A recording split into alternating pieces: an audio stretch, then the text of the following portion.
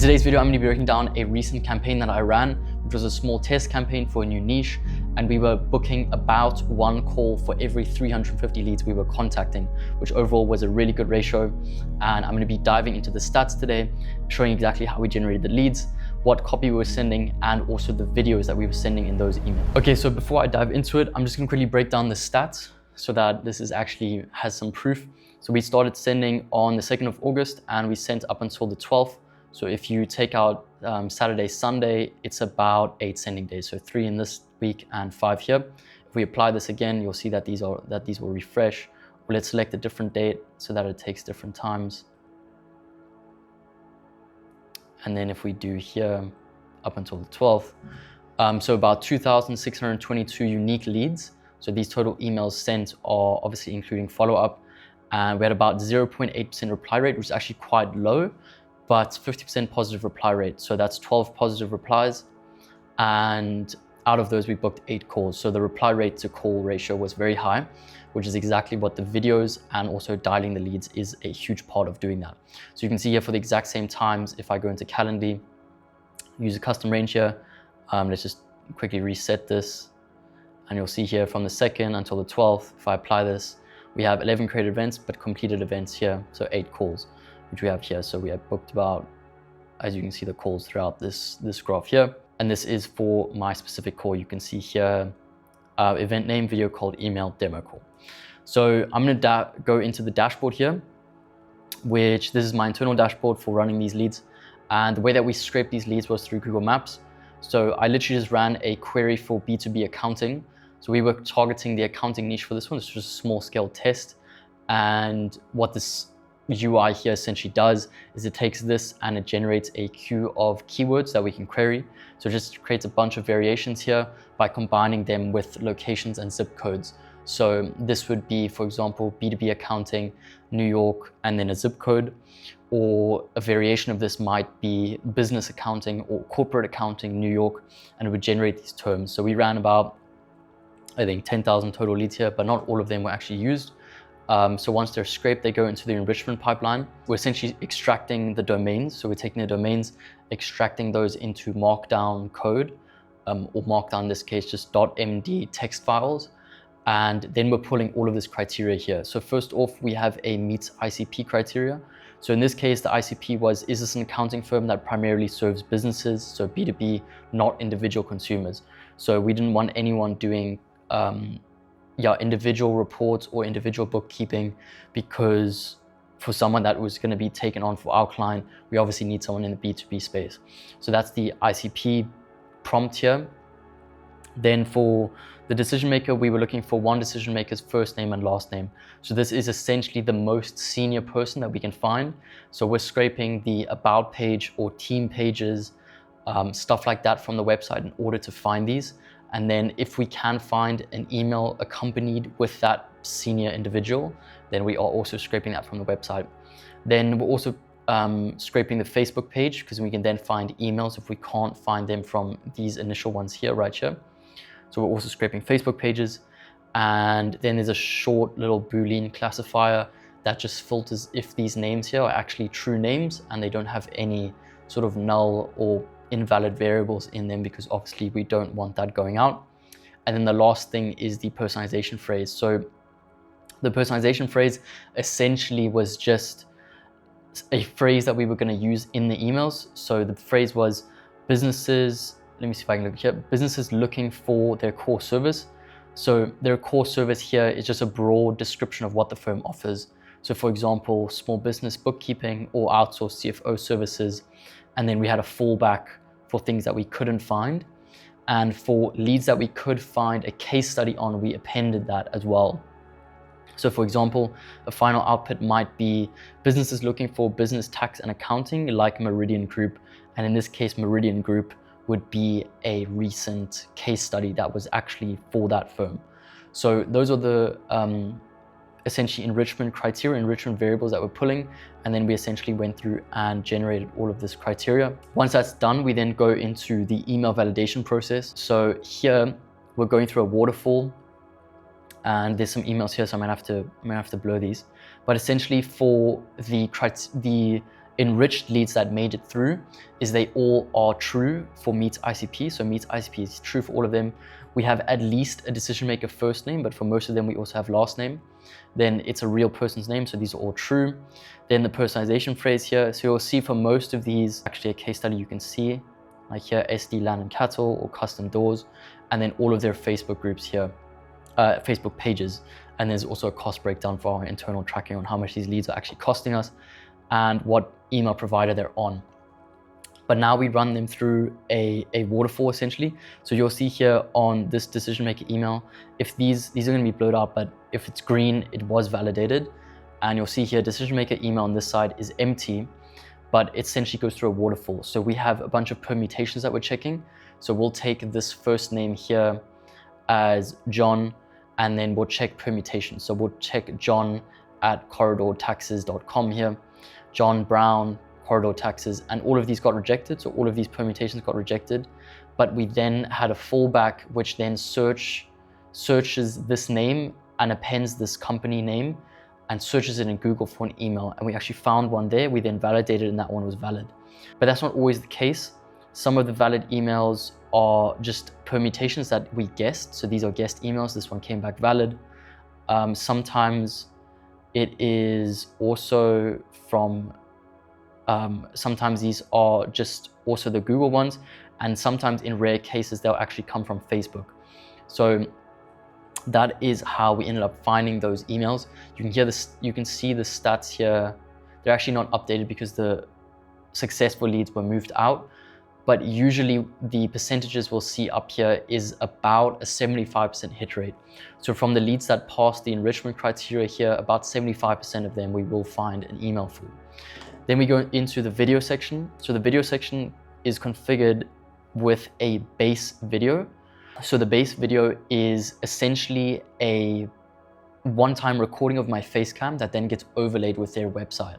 But what we did then is we pull essentially a screenshot of their website. So this is all automated on our server. So for example, we would take this screenshot then of their website and we would then overlay it with a video. So now let me just find that video. That video then looks like this. So there's a audio recording and face cam here of a essentially personalized video, but this is all automated. So this then gets appended or overlaid, stitched together, and we can then use this video in a custom landing page. So now if we take that same video, if we find that lead, we then also have a GIF that we can then insert into the email so that people can actually click on it. But most of all, we have the custom landing page, which looks like this. So then we'll have first name of this actual company. So Jeffrey, I can book you 10 to 30 meetings per month with businesses looking to work with. And then it is the business name in this case. And you'll see this is built for B2B accounting firms and fractional CFO practices. So this page is dedicated to that. And then you'll have the video here, which you can play, which is that custom video. And they can then go through it, they'll watch that. And if they're then interested, they can then book a call right below here with this Calendly embed, or they can reply to the email, either one of those. And the copy that we were running for this campaign, just to test it out, was very simple. We said, this is a preview of the copy. We have email 1 where the video doesn't get sent. So if you do send it in email 1, you're likely to have deliverability issues. So the first email is almost always a nudge. And then we essentially ask them to raise their hand to get the video. And if they do that, we then send them the video in the reply. But we also send the video in the second email for everyone. And that is the huge benefit of running automated personalized videos, because you can send it to all of your leads. So out of those little bit over 2,600 leads, all 2,600 of them actually got the videos.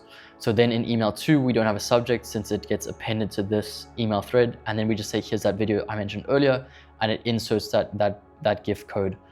Going back to the copy, it was a very simple copy. We said, Timothy, whichever name, this is an example name. I have 10 to 12 businesses looking for corporate accounting services. I recorded a quick video for your firm to explain how some warm intros could work. Do you mind if I share it? And then the PS, we established 2 different things. We established 1, the mechanism, in this case, personalized video emails. In 2026 right now in the cold email market, mechanism is a huge element of how successful your cold emails are. So personalized video emails is a interesting and unique mechanism. If this was only pay per intro or pay per call, cold email, which is a very oversaturated offer right now, this likely wouldn't have done that well. But we established both of those things. So we also established that you only pay per intro, which means it's performance only. So just in this PS line down here, we're establishing a unique mechanism, and we're also establishing what the offer is, which is a good offer, ideally, obviously. So here we have a good offer, which is also why we got positive responses here. And then if we go back now, you can see we also have an automated reply bot, which handles those replies. So when people respond, there's essentially a templatized version of the video, and if they reply again, we then have a templatized version of essentially pushing them to a call. So you'd say, hey Timothy, I'd love to go through it in detail over a call. That would be the easiest way to run through everything and clarify things. And then if that works for you, how about tomorrow at 10 a.m. or Sunday at 2 p.m. So there's always 2 times here, and I actually have my personal Calendly API connected to this. So the call times that are displayed here in those replies are actually available slots and fit into my schedule on my calendar. Now, the reason why this is automated is because speed to lead is super important. So as soon as people reply, you want to be sending, video replies like this pretty much instantaneously, but obviously we'll leave like a 1 to 2 minute buffer. So it looks like it's a little bit realistic, but you want it to be essentially fully automated so that you can do this as quick as possible. Now, out of these 8 calls that we actually booked, a large majority of them aren't actually booked in the email thread or from the video. So as you can see on the video, you can book a slot here. Only one of those calls were actually booked through here. And in the email, people are always imagining cold email that you then have this email thread where you might be answering questions and then eventually get them to book into a call. But actually 7 of these other calls were all booked from dialing. So then we'll take all the positive responses, so all these interested responses in the campaign, and we'll then actually we'll scrape their number. So we'll use something like Zoom Info, or use something, there's other platforms like Rocket Reach or other platforms where you can then scrape phone numbers, and we'll then dial those leads. So ideally, as soon as possible after they've responded, dial the lead up. They're interested, so it's not like a completely cold call, but people respond very well to that. It's still, in a lot of industries, not expected for you to respond to an email and then get a dial back. These calls are essentially just setting dial, so you'd call them up and you'd say, hey John, I saw you just replied to my email about the video cold emails. Is this something that you're looking to do right now? Or you essentially qualify. So because it's a setting call, you want to qualify the lead. So you'd say, do you have capacity to take on new B2B deals? Is this something that you want to solve right now? And then they might say, yeah, this looks interesting. That's why I responded. They might have a question or two, but you ideally don't want an objection handle on that setting call. And then from the setting call, you'll say, John, the best way to go all of this to see if this would actually help and give you the information that you need, the best way would be to book you into a call. And then you give those 2 time slots just like you would in the email, but in the call. So you'd say, John, does 10 a.m. Eastern time work for you tomorrow? Then they'll either say yes or no. If they say no, then you say the different time slot, and 9 times out of 10, through those 2 time slots, you'll end up booking a time slot that works for both of you. And just quickly to go back to that sending time. So we sent over 8 days. These were only a few inboxes. So we only sent to 2,622 leads in total. So the new unique leads contacts. And out of those 12 positive responses, we booked those 8 calls that I showed you guys in the beginning. So that is a super high call to booking rate. That is, 8 out of 12 responses booked into call is very good. And also the lead to booked call ratio is also very good. So if you divide 2,622 by 8, you'll get somewhere between 320 to 350. That's your rough ratio. So for every 350 unique leads, we have 1 call booked. Now, obviously at scale, these numbers don't always hold, but this is definitely a very good test for this niche. Definitely proves offer market fit for cold email video offers in this niche.